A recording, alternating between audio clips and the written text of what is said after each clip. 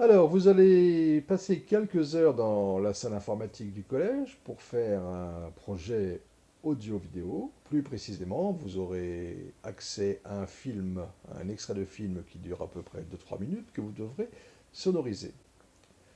Pour sonoriser ce film, vous devrez avoir mis dans votre fichier sur votre session déjà beaucoup d'éléments audio que vous avez collectés depuis quelques semaines de façon à préparer ce travail. Quant à moi, j'ai un dossier qui est prêt avec peu d'éléments, c'est juste pour faire la démonstration et pour vous expliquer un petit peu comment fonctionne ce logiciel. Vous avez ici mon dossier avec l'extrait du film que vous avez déjà dans votre session, qui s'appelle Descendant 2, et un fichier audio qui va me permettre d'expliquer comment fonctionne ce logiciel. Ce logiciel est un logiciel de montage audio-vidéo très performant que nous utiliserons partiellement puisque nous n'utiliserons que le son.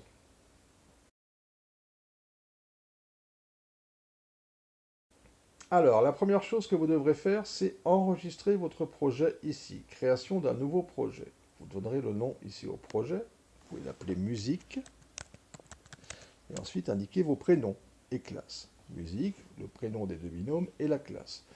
Ensuite, l'endroit où vous l'enregistrez. Le ici, ouvrir.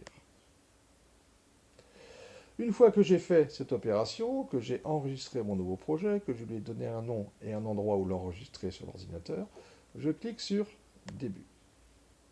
Alors, vous avez plusieurs modules dans ce logiciel. Tout d'abord, ici, vous avez un module Liste de lecture.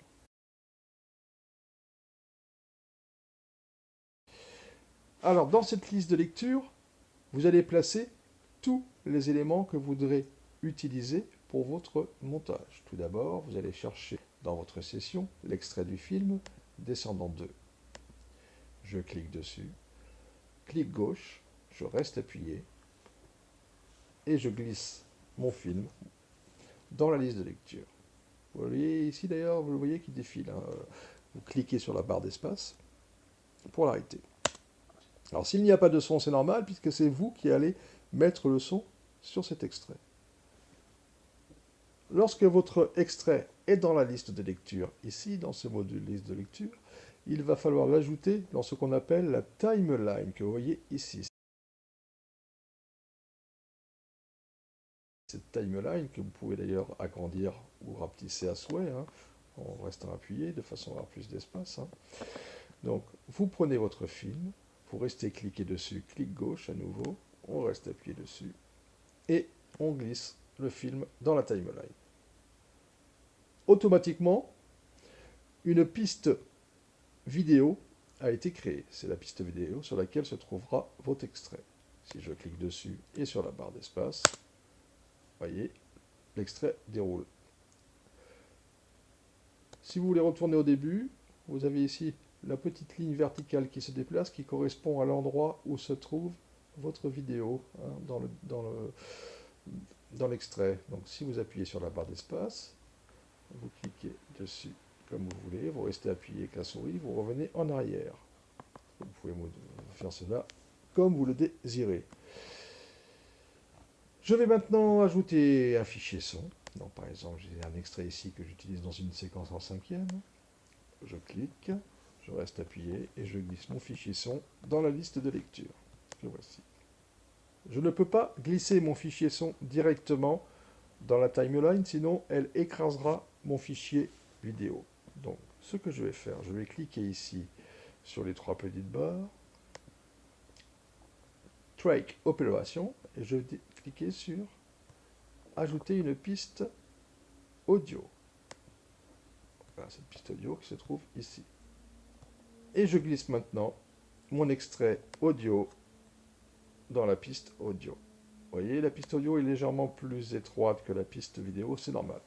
Donc si maintenant je mets sur play, vous voyez, le son commence à l'endroit où on voit une onde qui se forme, hein, une onde qui se forme. Auparavant, là au tout début, si je reclique au départ, double-clic, il n'y a pas de son. Ce qui est normal. Vous remarquerez que mon film, par exemple, mon extrait de film, il y a un problème. Il n'y a qu'une seconde qui apparaît. Alors dans ces cas-là, je vais réduire au maximum dans ce sens-là ma piste vidéo. Je vais rallonger mon extrait, comme ceci.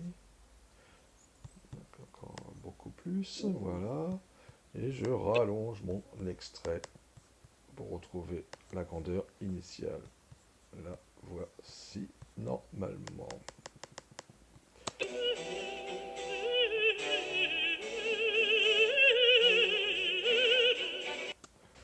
Alors, vous ne travaillerez, vous n'exploiterez sur ce logiciel que les fichiers son, les fichiers audio. Les fichiers, le fichier vidéo est ici, vous n'y toucherez jamais, c'est votre support vidéo que vous utiliserez, donc vous ne devez pas y toucher. Vous pouvez ajouter un nombre très important de fichiers son, hein. Par exemple, je vais rajouter celui-ci ici dans la liste de lecture que je pourrais rajouter plus tard. La première fonction, vous la trouverez en cliquant dans Filtre ici. Donc lorsque vous cliquez dans Filtre, un nouveau module apparaît. Le module Filtre, lorsque vous l'avez ouvert, vous allez cliquer sur Plus, Ajouter un filtre. Et là, vous allez sélectionner systématiquement Filtre audio.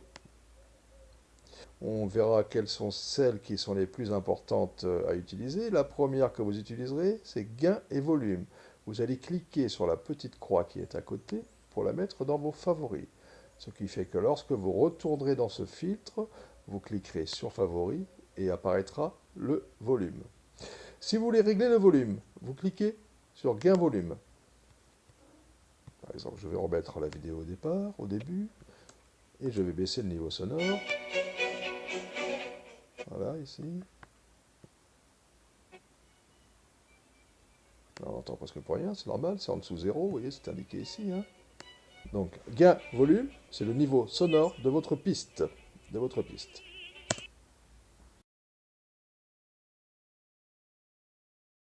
Imaginez que par exemple, cette piste audio, si je retourne au départ, je retourne au début, je vais agrandir un petit peu. Vous voyez que si vous cliquez ici, on peut zoomer sur la timeline, en grossissant la timeline, ou bien dézoomer la timeline. Hein. Donc si vous voulez faire un travail plus précis, vous cliquez sur zoomer sur la timeline. Je remets en route.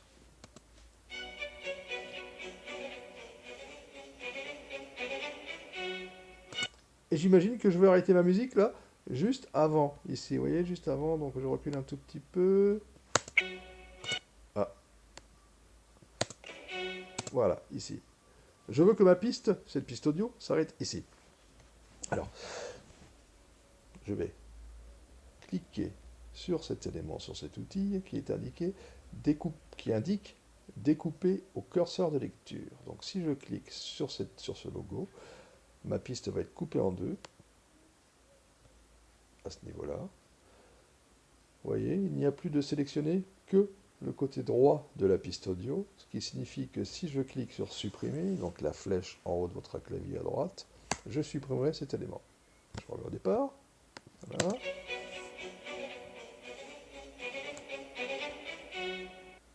Vous pouvez très bien ensuite ajouter un autre élément dans la piste. Imaginez par exemple que j'aille chercher cet élément que je mets dans la liste de lecture. Voilà, je ferme mon filtre. Et je vais chercher mon deuxième élément. Je sélectionne un autre élément. Je les colle. Et vous allez voir deux musiques juxtaposées.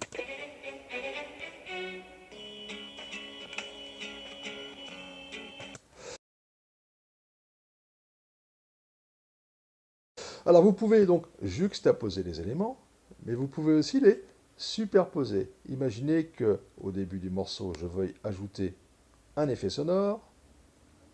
Et bien, ma foi, je vais dans mon dossier, je vais prendre cette alarme que je vais mettre dans la liste de lecture, je la sélectionne. Je vais dans ma timeline et je fais créer une autre piste audio, ajouter une nouvelle piste audio.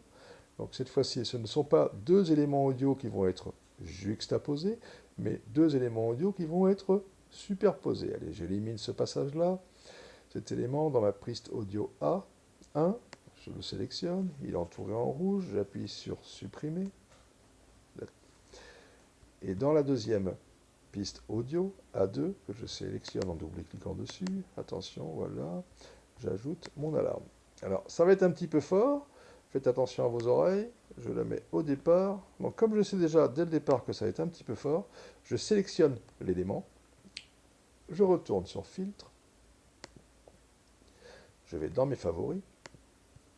Voilà. En cliquant sur le volume. Et je vais directement baisser le volume de cette alarme qui est très fort. Alors, je ne veux pas entendre cette première piste. Dans ces cas-là, audio, je clique sur couper le son sur la première piste audio 1, de façon à n'entendre que la deuxième piste audio. J'agrandis un petit peu, vous voyez, je zoome un peu ma timeline ici, de façon à... Et j'entends et j'écoute cette alarme. Voilà, hein, le son ne va pas vous casser les oreilles.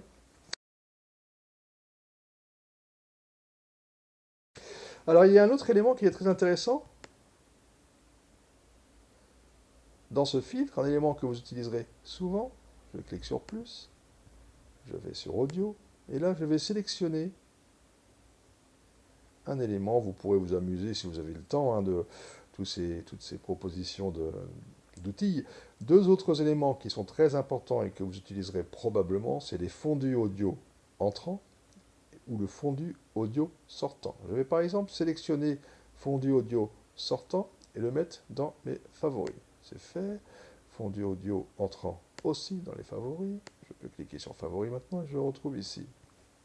Alors, je reviens sur ma première piste par exemple. Hein. Je reviens sur ma première piste. Je remets au départ, je vais couper cette piste audio numéro 2, cette alarme qui ne sert pas à grand chose, je réécoute avec la musique. On observe que la musique arrive un petit peu tard, hein. Donc j'aimerais que ma musique commence au début de la vidéo. Je sélectionne ma ligne ici, mon curseur. Je vais couper en deux mon fichier son ici, en cliquant sur découper au curseur de lecture.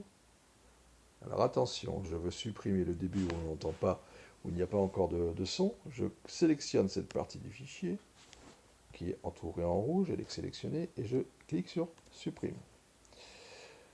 Ensuite, je clique sur ce fichier et je l'amène au début de ma vidéo. On va voir si c'est bon maintenant.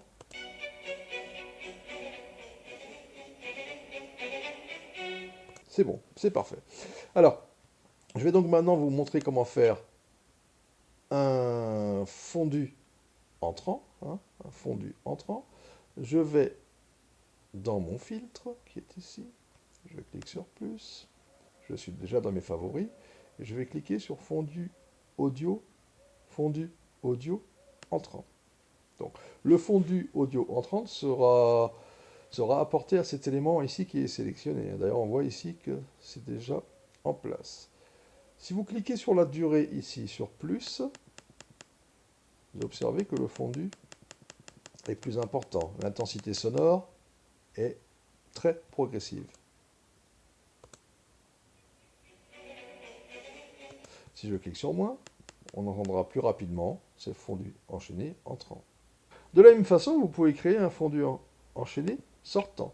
Je place mon curseur ici, ce qui signifie que mon fondu enchaîné sortant, l'intensité de cette partie musicale baissera à partir de l'endroit où est mon curseur. Je retourne dans mon filtre, je clique sur plus, et je sélectionne cette fois-ci le fondu audio sortant. Je vous rappelle qu'il a déjà été sélectionné dans les favoris. Et voilà. Bon, c'est pas tout à fait au niveau du curseur. Je vais grossir pour... voilà, je vais zoomer un petit peu. Et j'aimerais vraiment que mon fondu sortant commence ici. Donc, dans ces cas-là, je vais cliquer sur la durée, de façon à ce que mon fondu sortant soit plus long. Je clique sur le plus, jusqu'à ce que... Et voilà, j'y suis. Vous voyez la partie. Mon fondu commence à l'endroit où est mon curseur. Je regarde ce que ça donne. Voilà, c'est un peu brutal, mais ma foi, après, vous pouvez régler ceci. Hein. Alors, réécoutons.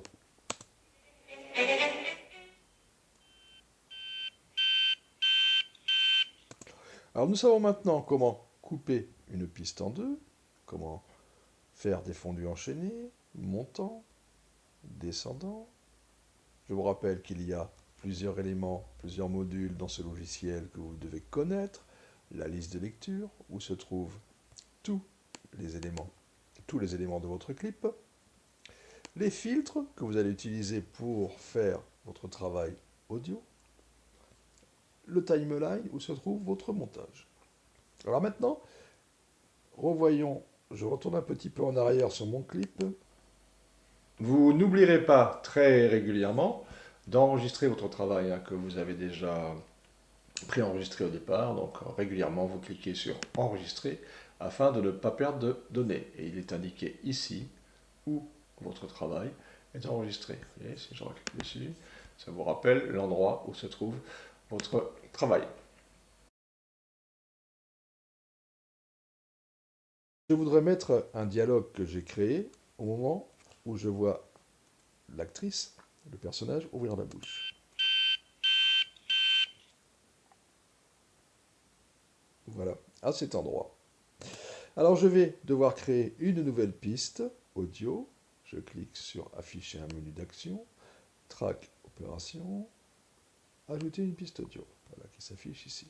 Et ici, à cet endroit, je vais rajouter un élément que j'ai enregistré tout à l'heure. C'est encore raté, que je place au hasard ici. Voilà. Et maintenant, il va falloir que je fasse en sorte que ce dialogue soit synchrone avec le moment où l'actrice ouvre la bouche. Voyons voir. Oh non, c'est encore raté. Alors, ça me paraît pas trop mal, c'est un petit peu fort peut-être par rapport à la musique qu'il y avait précédemment. Donc, mon fichier est sélectionné. Je vais aller dans mes filtres. Vous voyez, ici vous avez le nom du fichier que j'ai importé qui est sélectionné. Comme ça, vous êtes sûr que vous ne vous trompez pas. C'est bien le fichier, c'est encore raté. Je vais baisser le volume. Donc, je clique sur gain, sur volume. On va le baisser un petit peu. Voilà. Voyons voir. Oh non, c'est encore raté. Voilà, c'est vraiment pas suffisamment fort. Oh non, c'est encore raté. Voilà, bon. Et j'aimerais mettre une autre musique à ce moment-là. Alors, peut-être un fichier que je n'ai pas encore utilisé. Par exemple, celui-ci. Celui-ci, que je sélectionne. Et je le place dans la première piste audio de tout à l'heure. Ici. Voilà. Le voici.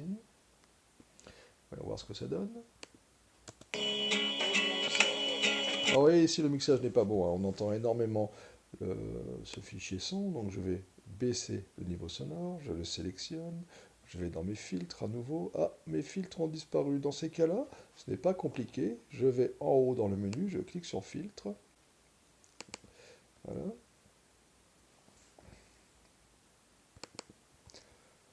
Et en fait, c'est ça qui était...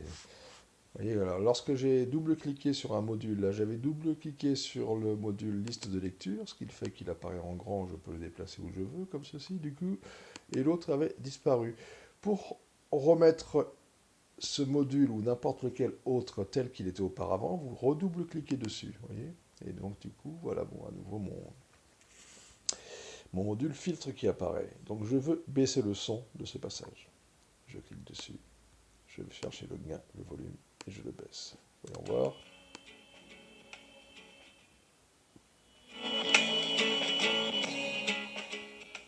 Voilà. Voyons voir si le niveau sonore est convenable par rapport à la voix. Oh non, c'est encore raté. Bon, alors, à volonté, hein, vous pouvez le sélectionner, monter le niveau sonore un petit peu, réessayer, le faire en faisant diffuser en diffusant l'audio. Oh non, c'est encore raté. Ça me paraît pas mal. Ok. Et je veux couper ce fichier à cet endroit-là. Donc, je vous rappelle, comme au niveau du curseur, précisément, je vais sur cet outil, découper au curseur de lecture, et je supprime le reste. Alors, retournons au début, voir ce qui se passe. Vous voyez que pour bouger votre curseur dans votre timeline, vous devez aller ici sur la partie noire de la piste, hein. Vous ne pouvez pas le faire aux endroits où se trouvent les pistes, ce n'est pas possible, hein. Voyons voir.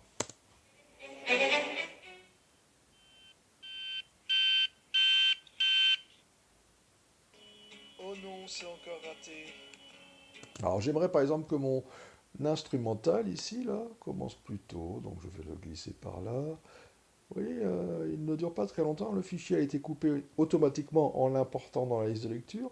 Lorsque vous cliquez ici, vous voyez, il y a deux petites flèches qui apparaissent, hein. Lorsque je clique et je reste appuyé, je peux rallonger à volonté mon fichier, hein, comme ceci. Voilà. Et la longueur initiale réapparaît. Alors je remets ici. Oh non, c'est encore raté. Alors vous pourrez bien sûr rajouter des bruitages, hein, que je vais d'ailleurs mettre à votre disposition dans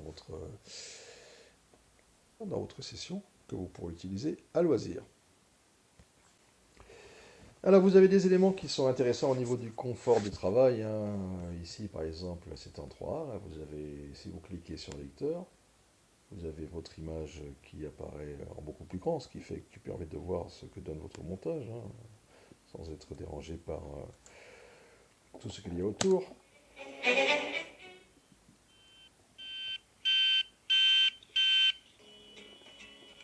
Oh non, c'est encore raté. Je quitte le lecteur et je veux retourner à mon montage, je reclique sur audio.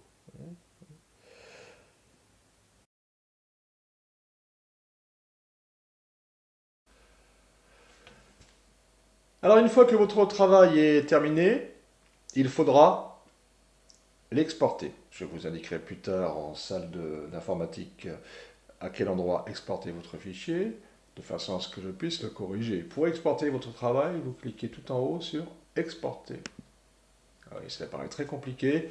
En fait, pour vous, c'est pas très compliqué. Vous sélectionnerez YouTube. Bon, vous n'allez pas mettre la vidéo sur YouTube, hein, soyons bien d'accord. C'est un format présélectionné de façon à ce que votre vidéo soit lisible. Ensuite, vous cliquez sur Exporter le fichier. Vous n'oubliez pas d'indiquer ici votre classe ainsi que vos prénoms. Moi, je l'ai appelé musique. Je vais l'enregistrer à un endroit initialement prévu. Shotcut. Je clique sur enregistrer. On voit ici le défilé de la tâche qui est en train d'être effectuée par le logiciel. Lorsque la bande bleue arrivera au bout, le travail sera terminé. Voilà, c'est fait. Je vais aller voir si mon fichier est bien au bon endroit. Voyons voir. Ah, le voici.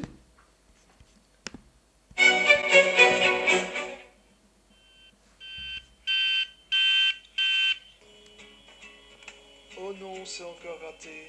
Ce que je vous ai montré ne sont que des exemples, je n'ai pas été au bout des choses. Bien évidemment, je vous laisse le choix, l'opportunité et le loisir d'aller au bout des choses de façon à présenter quelque chose de très appréciable.